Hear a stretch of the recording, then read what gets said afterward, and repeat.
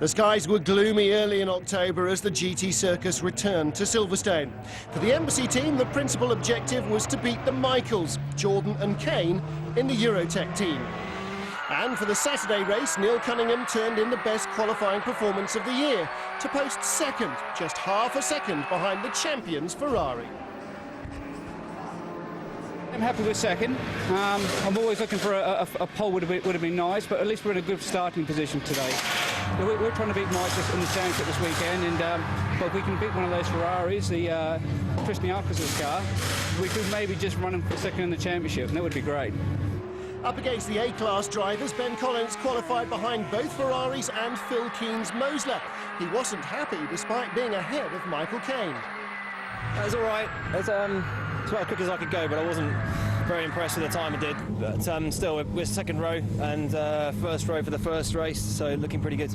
It should be a good race. I mean, you know, to race against Ben and Neil, two cracking guys off the circuit and two good drivers on the circuit, so I'm sure there'll be a dust-up. Hopefully it'll be a friendly dust-up, but I think, yeah, it should be a good race. The weather may have been increasingly gloomy in the late afternoon, but it was a bright front row for Embassy, as for once they had a clear track ahead. Their rivals, the second Ferrari and the Eurotech Porsche, were behind them at the start. Could they keep them there for the next hour? Despite the wet weather, the start was clean and smooth, and the race soon settled into a pattern.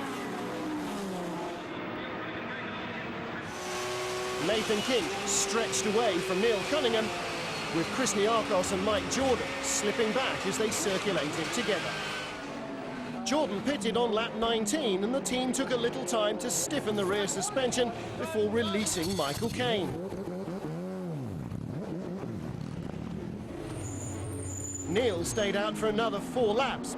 Then Ben returned to the track just 10 seconds behind the leading Ferrari.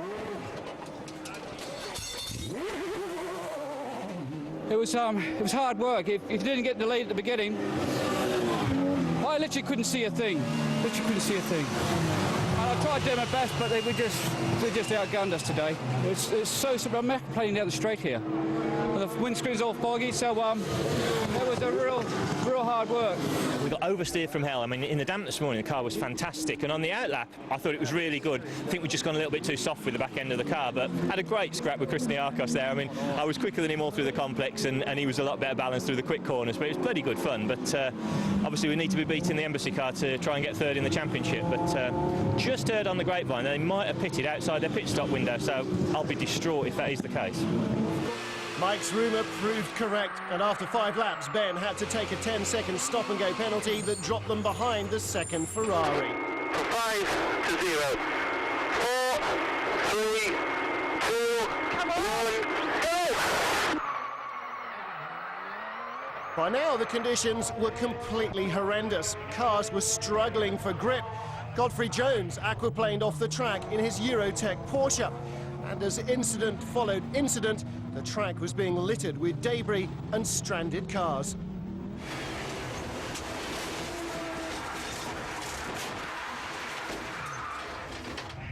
Finally, the safety car was scrambled after 2 GT3 Porsches collided at Ireland. Time was running out, and the race might even have finished under the safety car. So what was the priority for Ben? Hold third or go for second? Hold position. The important thing today is to keep the 77 car behind us. I mean, if there's an easy second on offer, we'll take it, but it's fighting a rearguard action at the moment. That's the most important thing. But if you finish ahead of Eurotech, then that's good both for the drivers and for the teams. Oh, absolutely, yeah. That's the important thing. Keep them behind us at all costs. Yeah. There was time for 2 laps of racing after the safety car was withdrawn, and in no time Michael Caine was on Ben's tail. On the greasy track, Ben was struggling for grip while Michael looked for any chance to dive by. 2 corners from the end, he went for the inside at Brooklands, clipped the front of the Embassy car and spun off the track. They both limped over the line with punctures, Ben in 3rd, Michael in 5th. Ben's camera showed the Embassy car was right on the edge of the track and had nowhere to go.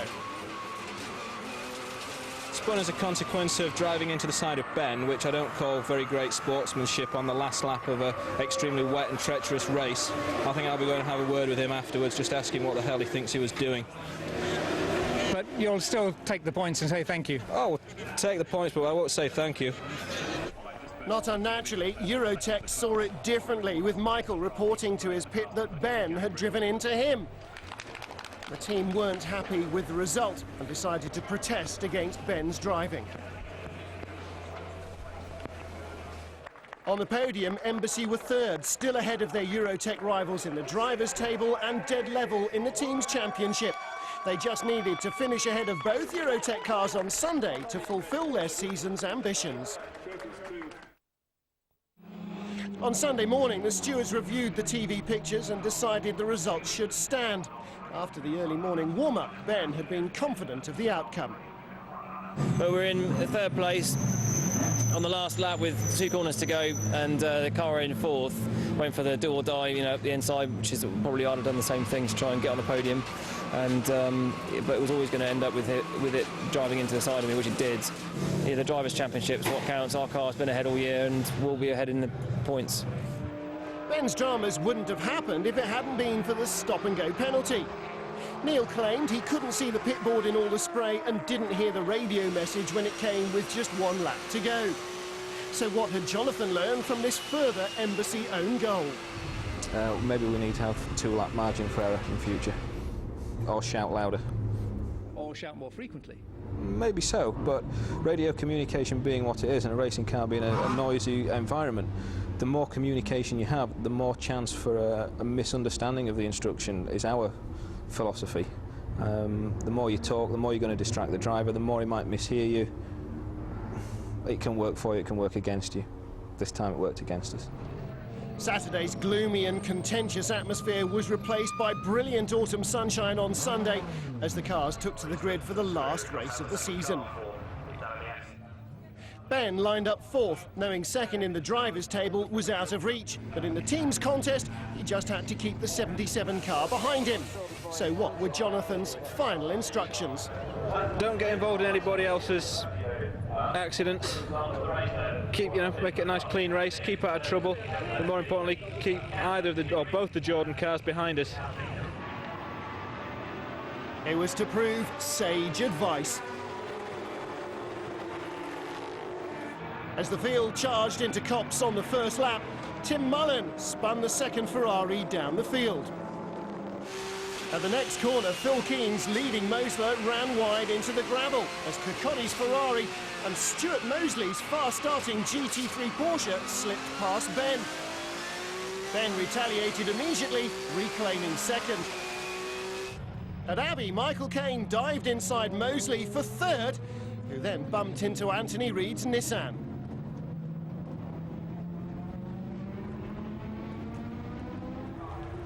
By lap 15, the superior pace of the Ferrari and Mosler had allowed them to catch the battling Porsches, and they soon pushed them back into fourth and fifth.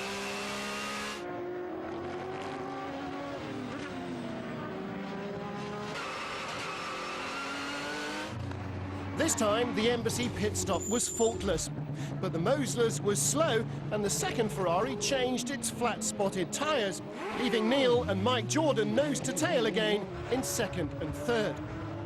Ben was content with his efforts. As far as I'm happy, I've earned my stint for today, and leave Neil to do the rest. Michael Caine was also happier than he'd been on Saturday night. The cars, I think, Ben's fastest lap was a 24.6, mine was a 24.6. They're very, very even. We were just starting to struggle at the end with the front tyres, so I backed it off just a little bit, and it looks like Mike's on the back of Cunningham, so he may just sit there and try and push him into mistake. I don't know. Maybe Ben will just let him through and take third place of the championship. But that was good. It was good fun, and thoroughly enjoyed it.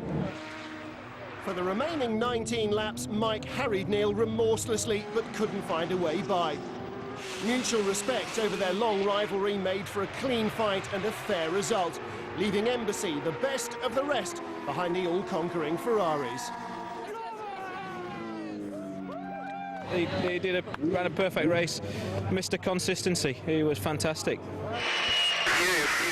Bloody fantastic. Well done, mate. Jonathan's drivers shared his satisfaction. it's a great race. I've always liked to race against Mike. He's a very honest race driver, and he's a very hard driver, and it was just great to beat him. Ben did a great job at the opening stint, made life a little bit easier for me, and couldn't finish off in a better season. We've had 2 wins. I think we could have had maybe 3 or even 4. We got in the lead today, but I think we had to give that up. And P2 was perfect. Neil did an absolute mega job to watch. I think the team's done a great job all year. So I really enjoyed it, being with this old boy. Second was a fitting way to end the season. So how would Jonathan sum up his first year in charge of his own team? They were best of the rest. We're the only team to win apart from Ferrari. So we're the second most winning team in the championship. I'll take a little bit of comfort from that, but it hasn't been a totally satisfactory year. And that meant it was worth coming back next year to try again.